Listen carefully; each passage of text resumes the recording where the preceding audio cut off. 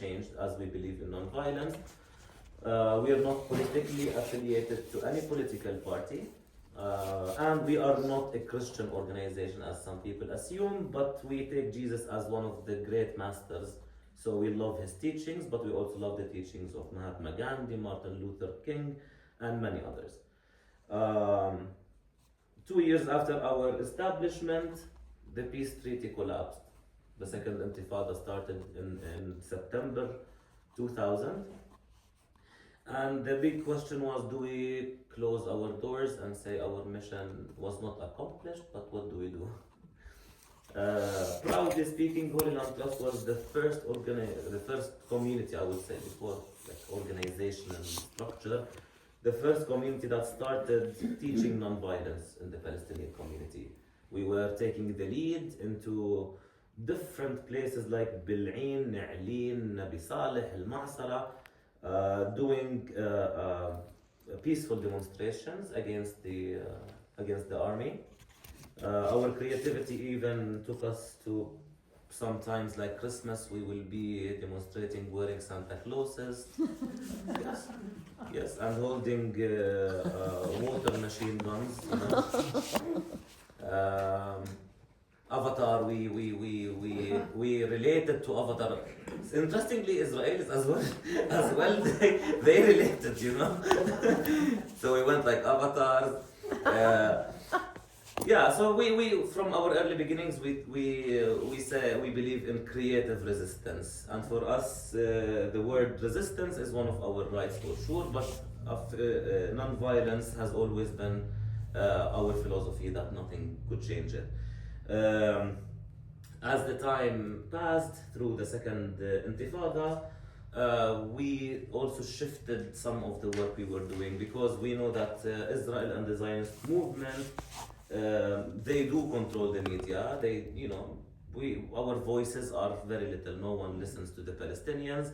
So the idea at that time was to create another department, which is called Travel and Encounter Department, which to some extent function as a travel agency, in which we started inviting those who are interested to know about our lives and about the occupation and our daily life stories.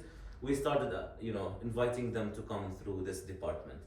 From the beginning, the department functioned as I said. You could still come visit the Holy Land, the holy sites, but as well, we make sure that people and visitors are taken into different marginalized communities where people face daily challenges by either the settlers or the army, and to take first-hand stories. We found that, this could be a way that our voices can be heard, because we ask people to come and learn and then leave and teach. Through this department, we had several projects. Mostly empowering the vulnerable communities. So we help farmers, in Area C where they get daily violations, whether by bringing international volunteers to help them in their fields, to build greenhouses for them, stables for their animals, and also rebuilding homes that are demolished by the Israeli army.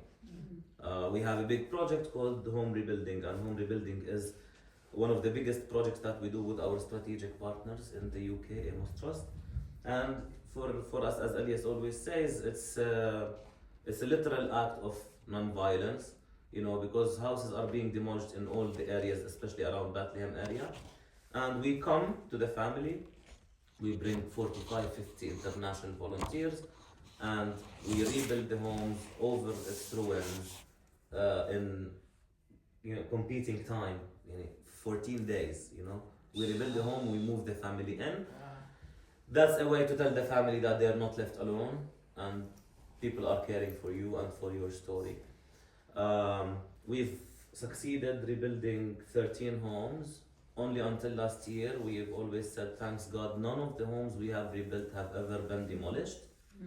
But I believe with the craziness of Ben Gvir and Smotrich, 2 of the homes we've rebuilt were demolished last year because of the expansion of the state land for the sake of building new streets for the settlers, southern Bethlehem. So 2 homes have been demolished until the moment. But as we said, we always find creative ways to corner our enemy peacefully. Nice, huh? Yeah. Maybe Ilyas, you can contribute and then we can open up the discussion.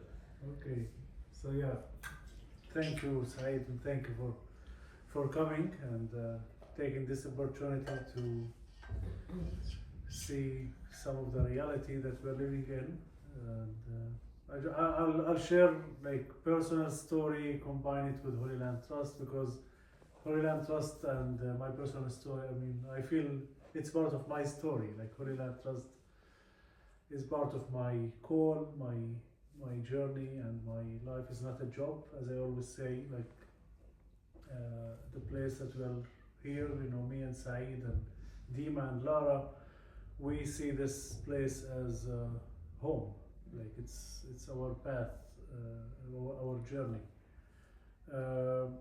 As a Palestinian, maybe for some of you been here first time, like I